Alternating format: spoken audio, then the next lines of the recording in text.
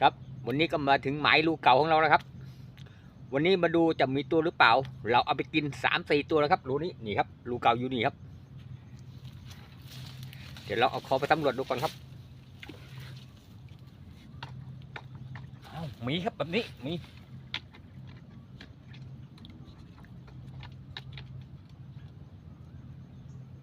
มาแล้วครับ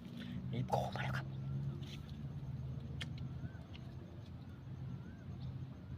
นี่ปล่อย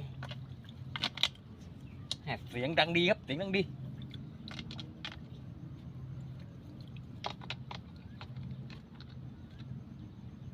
มาแล้วอุ้ยตัวเบลอเลยครับดูทุยเลยเอาไปไหนให้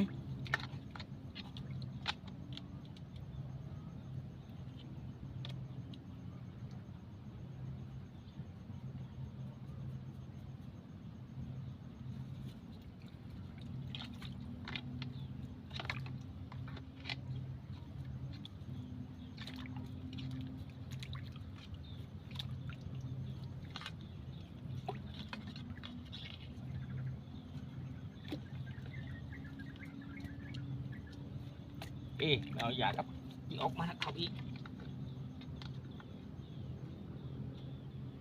มาแล้วนี่มาแน่ครับ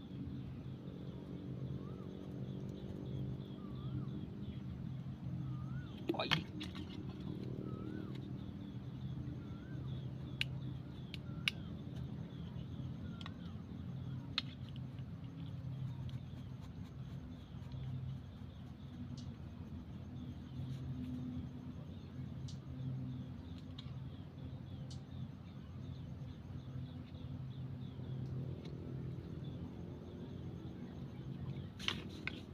ลุกอีก